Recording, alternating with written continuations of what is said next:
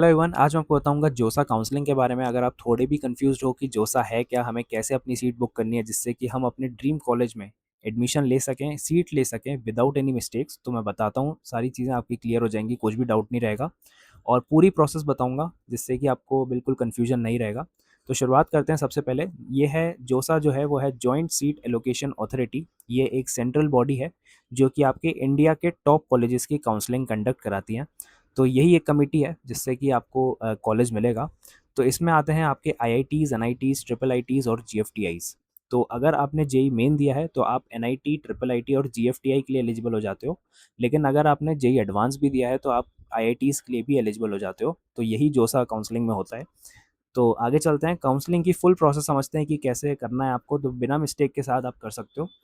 सबसे पहले आपको रजिस्ट्रेशन करना है। जोसा की वेबसाइट पे आपको लॉगिन करना होता है। सबसे पहला ये जो है रजिस्ट्रेशन है। जोसा की वेबसाइट पे आपको लॉगिन करना होता है। उधर आपको जेई मेन और अपना जेई एडवांस का रोल नंबर डालना होता है। तो जो भी आपका डेटा होता है वो फैच हो जाता है, वो दिखने लगेगा आपको सामने। उसमें आपको कुछ भी फिल नहीं करना है। उसके लिए आपको सिर्फ पर्सनल डिटेल्स अपने वेरीफाई करना है कि सही है या नहीं। अगर थोड़ा भी कुछ गड़बड़ है तो आप कांटेक्ट कर सकते हो अपने एनटीए को या फिर जोसा को। बाकी सारी डिटेल्स आपकी दिख जाएंगी। फिर आता है आपका चॉइस फिलिंग, जो कि सबसे इंपॉर्टेंट पार्ट होता है पूरे काउंसलिंग का।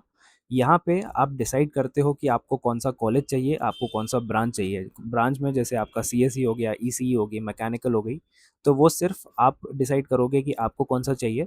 तो आप उसमें सारे प्रेफरेंसेस अपने भर दोगे कि मुझे इस कॉलेज में ये ब्रांच चाहिए, इस कॉलेज में वो ब्रांच चाहिए। तो ये आपका मैक्सिमम प्रेफरेंस पहले जाती है फर्स्ट नंबर पे। और फिर आपकी लेस प्रेफरेंस वाली आती है, यानी अगर आपको पहला वाला ऑप्शन नहीं मिलता तो आपको दूसरा मिलेगा, या वो अवेलेबल नहीं होगा तो तीसरा मिलेगा। ऐसे आपको एक प्रेफरेंस मिल जाएगी। तो मैं आपको एक टिप दूंगा कि आप मैक्सिमम चॉइसेस आप फिल करो। ये मत देखो कि मैंने 6 भर दिए तो आप मुझे 6 में मिल जाएगा, लेकिन क्योंकि आपका एक राउंड वेस्ट हो सकता है। तो आप अपने मैक्सिमम चॉइसेस फिल कर दो, भले ही लास्ट तक जा सकते हो प्राइवेट कॉलेज तक।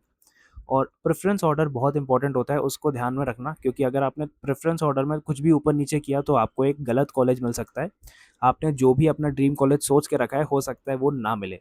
तो प्रेफ़रेंस ऑर्डर बिल्कुल सेफ़ रखना, अच्छा रखना, तो आपको ईज़िली मिल जाएगी वो चीज़।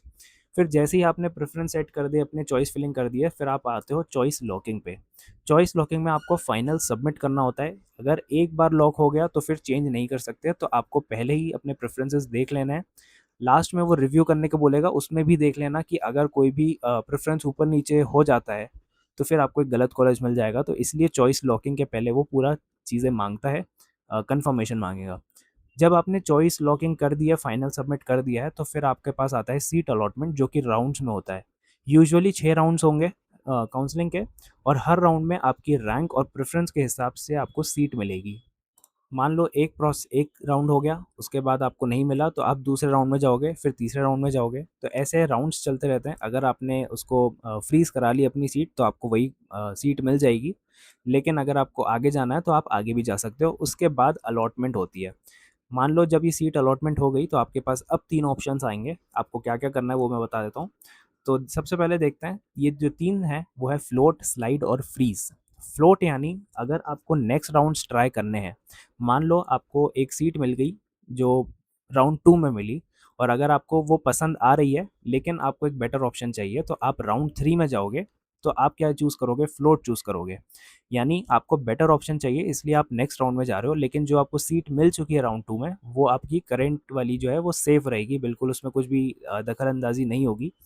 तो वो आपकी बिल्कुल सेफ रहती है, वो किसी और को नहीं मिलती, वो आपके पास रहती है। फिर आपका आता है स्लाइड। स्लाइड यानी आप सेम कॉलेज में कुछ बेटर ब्रांच के लिए ट्राई करोगे। यानी अगर आपको मान लो आईआईटी रुड़की में सीएसई सॉरी ईसीई मिल गया, अब आपको सीएसई के लिए ट्राई करना है, तो आप क्या करोगे? स्लाइड करोगे। स्लाइड करोगे यानी आपको सेम कॉलेज में ही दूसरी ब्रांच चाहिए, तो आप स्लाइड कर लोगे। तो उसमें कॉलेज चेंज नहीं होगा, आपको सिर्फ सेम कॉलेज में कुछ बेटर ब्रांच मिलने के चांसेस बन जाते हैं। फिर तीसरा आता है फ्रीज़। फ्रीज़ मिला मतलब जो मिल गया है वही आपका फाइनल है, इसमें कोई भी फर्दर अपग्रेड नहीं होगा। तो फ्रीज़ यानी अब आपने अपना सीट एक्सेप्ट कर लिया है और अब आप एडमिशन के लिए एलिजिबल हो जाते हो, तो ये फ्रीज़ है। तो ये 3 है। फ्लोट यानी अगर आप नेक्स्ट राउंड्स में ट्राई करना चाहते हो कुछ बेटर ऑप्शन के लिए, तो आप फ्लोट करोगे। अगर आपको ये कॉलेज पसंद आ रहा है लेकिन आपको ब्रांच अपग्रेड करनी है तो आप स्लाइड करोगे। और अगर आपने सब एक्सेप्ट कर लिया, अगर आपको सब संतुष्टि है, तो आप फ्रीज़ कर दोगे। तो ये 3 ऑप्शंस होते हैं आफ्टर अलॉटमेंट ऑप्शंस। फिर आता है एक्सेप्टेंस फीस। सीट मिलते ही आपको फीस देनी होती है। जी हाँ, आपको फीस देनी पड़ेगी। ऐसा नहीं होता कि आपने सिर्फ एक्सेप्ट कर लिया और आपकी सीट हो गई पक्की। अगर आपको सीट मिलती है तो आपको फीस देनी पड़ेगी। तो जनरल ओबीसी के लिए होती है 35,000 और एससी एसटी पीडब्ल्यूडी के लिए होती है 15,000। तो आपको ये फ़ीस पे करनी पड़ेगी। अगर आपने फ़ीस नहीं दी तो आपकी सीट कैंसिल हो जाएगी और किसी और को मिल जाएगी। तो जैसे ही आप एक्सेप्ट करो, फ़ीस भर देना और उसी के हिसाब से फिर आपको डॉक्यूमेंट वेरिफिकेशन करने पड़ते हैं और उसको ऑनलाइन अपलोड करने पड़ते हैं।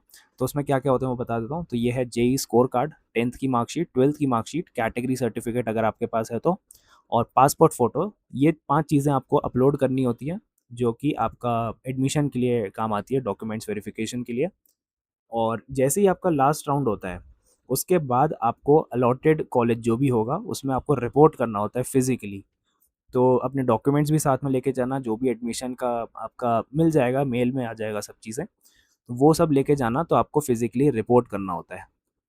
और जो भी आपकी सीट एलोकेशन होता है वो किस बेसिस पे होता है, तो वो आपकी रैंक पे की बेसिस पे होता है। जो भी आपका जेई मेन या जेई एडवांस में रैंक आती है उसके हिसाब से आपको सीट मिलती है। जो भी आपकी कैटेगरी है, जनरल है, ओबीसी, एससी, एसटी, उसके हिसाब से भी प्रेफ़रेंस चेंज होती हैं और सीट एलोकेशन होता है। और जो भी आपने प्रेफ़रेंस भरी है उसके हिसाब से तो होता ही है। तो ये 3 चीज़ों पे डिपेंड करता है जो भी आपका सीट एलोकेशन होगा।